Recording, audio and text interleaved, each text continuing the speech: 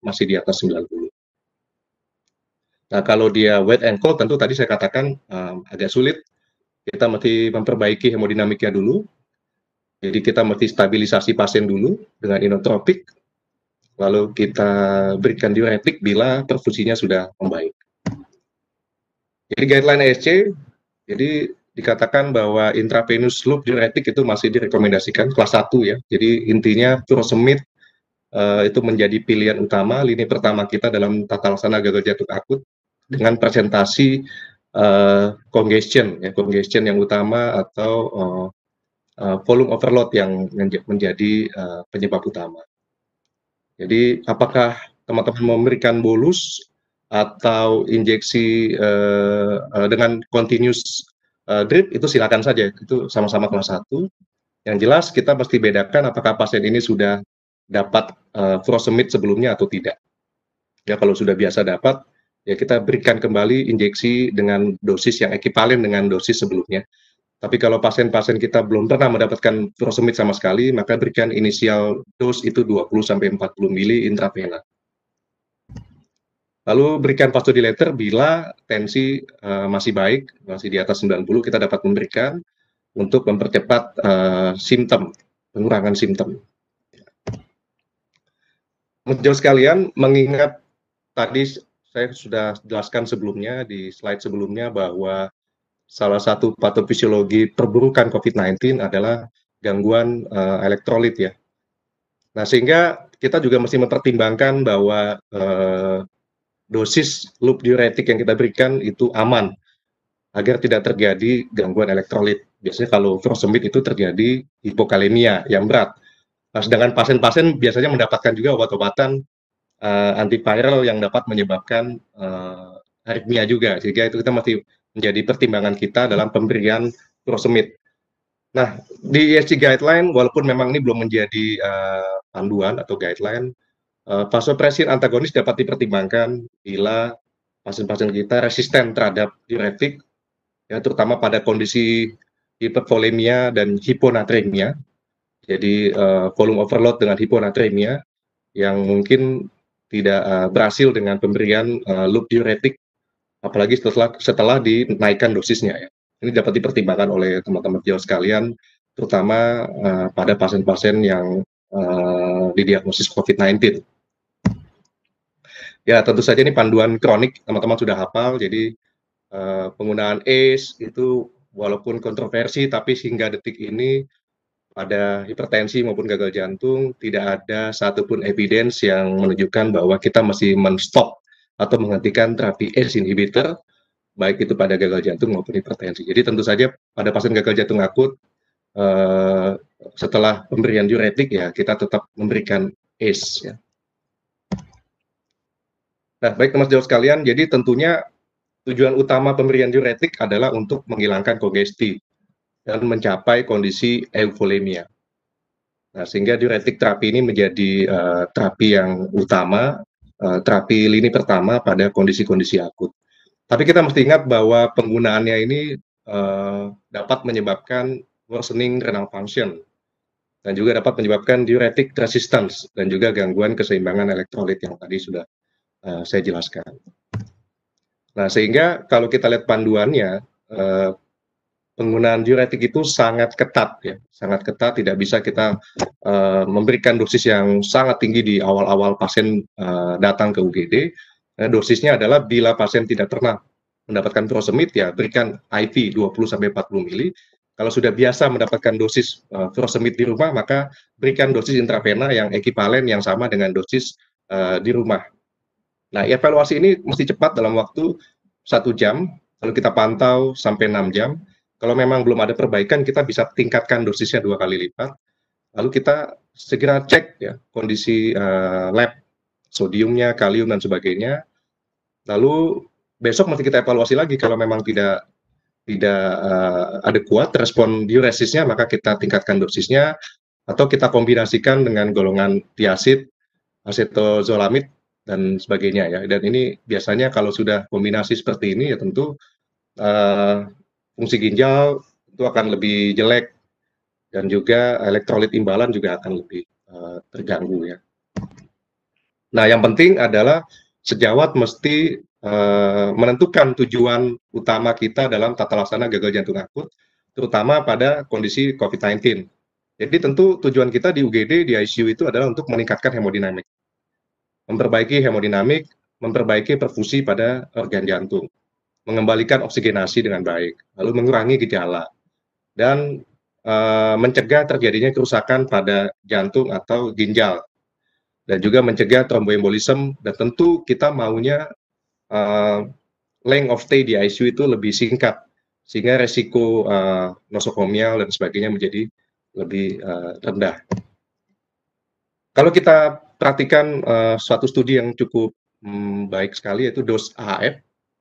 Jadi kita lihat bahwa high dose furosemide atau high dose diuretik itu memang cukup baik dalam menghilangkan simptom dalam 72 jam, menurunkan berat badan dengan cepat, dan juga menurunkan net fluid loss dengan lebih cepat. Tetapi memang gangguan perfusi renal jadi semakin meningkat dengan high dose dibandingkan dengan low dose. Ya, high dose ini 2,5 kali ya, dosisnya 2,5 sampai 3 kali lipat lebih tinggi ketimbang dosis low dose. Nah, dari studi ini dilihat bahwa kita dapat melihat bahwa sebetulnya baik low dose maupun high dose strategi, ya, ternyata global assessment of symptoms, morbidity, dan mortalitas itu sama saja. Jadi apakah teman sejawat memberikan dosis yang tinggi atau teman sejawat hanya memberikan dosis yang rendah saja, ya ternyata morbiditas mortalitas pada gagal jantung akut, ya akut decompensated heart failure, itu tidak ada bedanya, sama aja. Nah, bahkan dapat yang high dose, ya, yang high dose strategi itu bahkan dapat meningkatkan kerusakan pada ginjal. Jadi kalau kita lihat berbagai penelitian, semuanya kita lihat dapat endpoint-nya dapat meningkatkan mortalitas pada setiap kenaikan dosis diuretik, baik itu diuretik oral maupun yang intravena. Dan ini menjadi concern sehingga penggunaan diuretik dalam satu sisi dapat mengurangi gejala, tapi di sisi lain dapat meningkatkan mortalitas akibat kenaikan dosis. Dan sehingga hasilnya ini cukup mencengangkan. Jadi setiap kita naikkan dosis furosemide itu maka survival rate-nya semakin kecil dibandingkan pemberian dosis furosemide atau diuretik yang lebih rendah. Ya, jadi ini dosis furosemide di atas 120 mili per 24 jam itu ternyata dapat meningkatkan mortalitas dan menurunkan survival. Dan tentu saja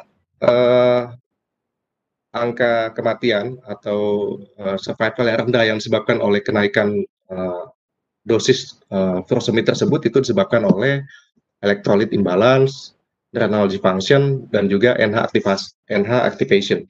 Dan ini penting sekali mengingat pada COVID-19 itu NH activation sendiri sudah cukup tinggi, sehingga kita tidak mau pasien-pasien kita dengan gagal jantung akut mengalami aktivasi neurohormonal yang lebih tinggi dengan pemberian obat-obatan yang dapat memicu aktivasi neurohormonal.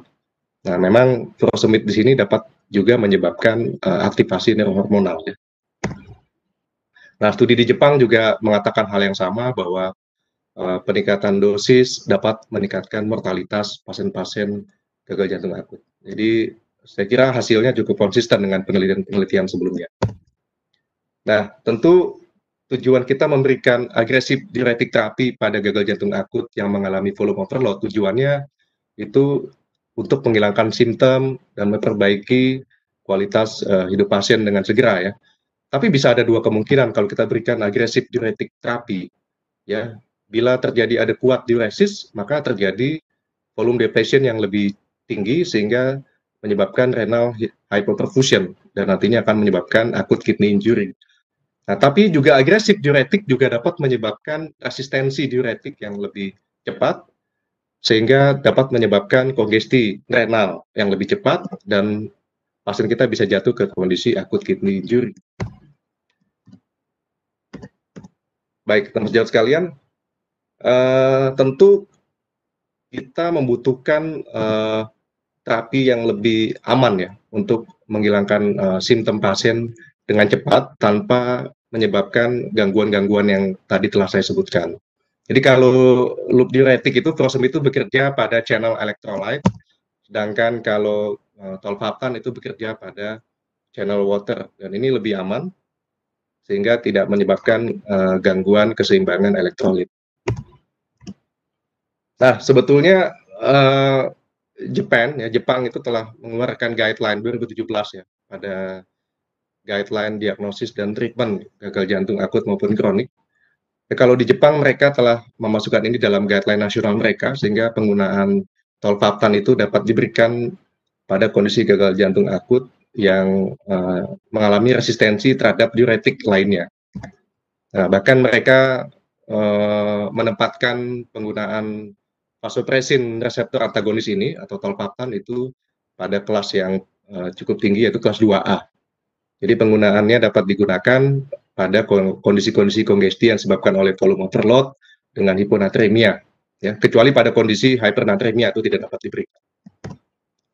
Nah, teman sejawat sekalian, jadi kita ketahui bahwa loop diuretik, terutama furosemid, itu menyebabkan natriuresis, vasodilatation, dan juga aktivasi dari RAA. Dan sedangkan tolvaptan, ini nanti akan dijelaskan lebih lanjut oleh Dr. Nauli. Dr. Nauli akan menjelaskan lebih banyak mengenai tolvaptan. Itu efeknya adalah aquaresis, tidak ada vasodilatation, dan juga tidak ada aktivasi dari RAA system. Sehingga barangkali, ini mungkin pendapat saya ya, mungkin pendapat saya, tidak ada dalam guideline tentunya, barangkali mungkin dapat dipertimbangkan untuk pasien-pasien kita yang didiagnosis COVID-19 yang mengalami gagal jantung akut. Ya, mengingat tadi bahwa resiko untuk terjadinya hipokalemia lebih rendah dan juga perbaikan elektrolit lebih bagus, sehingga dapat mempercepat durasi lama di perawatan di ICU dan juga simptom jauh lebih baik dibandingkan dengan diuretik. Ya, kalau kita lihat studi-studi yang selanjutnya, ini ada studi yang cukup terkenal ya, 3T trials. Jadi kita bandingkan antara tolvaptan dengan metolazon, chlorothiazide yang biasa diberikan untuk panduan tata laksana diuretik resisten. Jadi ternyata level kenaikan sodium itu jauh lebih baik pada tolvaptan, dan juga level klorida juga jauh lebih baik dipertahankan pada tolvaptan dibandingkan dengan metolazon dan thiazide. Dan juga serum potasium itu dapat dijaga. Ya, kita tahu bahwa salah satu efek yang tidak kita inginkan dari pemberian loop diuretik adalah hipokalemia, dan itu dapat menyebabkan morbiditas dan mortalitas yang lebih tinggi pada penggunaan diuretik, apalagi yang dengan dosis yang tinggi ya. Dan tentu saja tolvaptan ini dapat mempertahankan laju filtrasi glomerulus sehingga mempertahankan fungsi ginjal dengan lebih baik dibandingkan dengan metolazon dan thiazide.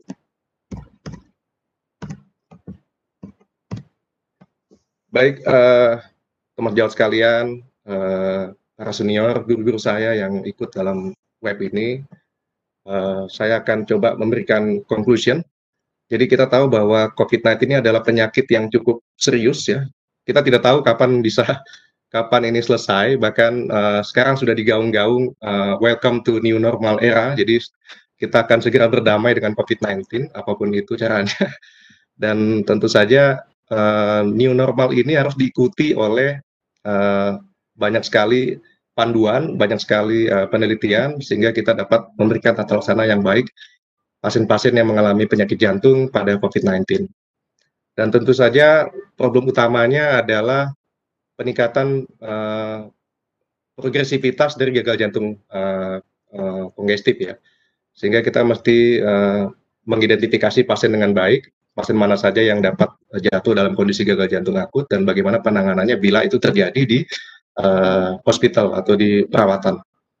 Dan tentu diuretik masih menjadi terapi utama pada gagal jantung akut, baik itu yang mengalami COVID-19 maupun yang tidak mengalami COVID-19. Yang jelas kita mesti waspada dengan adanya imbalance elektrolit, kita mesti waspada dengan gangguan fungsi ginjal dan juga resistensi diuretik. Dan kita dapat mempertimbangkan tolvaptan sebagai terapi yang dapat ditambahkan selain diuretik tadi untuk memperbaiki kualitas, memperbaiki outcome pasien-pasien kita yang mengalami gagal jantung akut. yang tentu saja kita tidak ingin pasien kita lebih lama di ICU atau ICCU, dan kita dapat bekerja sama dengan teman sejawat di bidang pulmonologis dalam penanganan COVID-19 sebagai tim yang solid. Ya, sebelum saya menutup, sebelum saya mengucapkan terima kasih ya. Ini saya baru baca pagi ini di Medscape. Jadi ini suatu quote yang cukup bagus dari Dr. John Mandrola. Jadi some data may be worse than no data in the COVID era. Maksudnya adalah kita mesti berhati-hati menyikapi penelitian yang ada, karena walau bagaimanapun juga hingga saat ini penelitian yang ada sifatnya observational.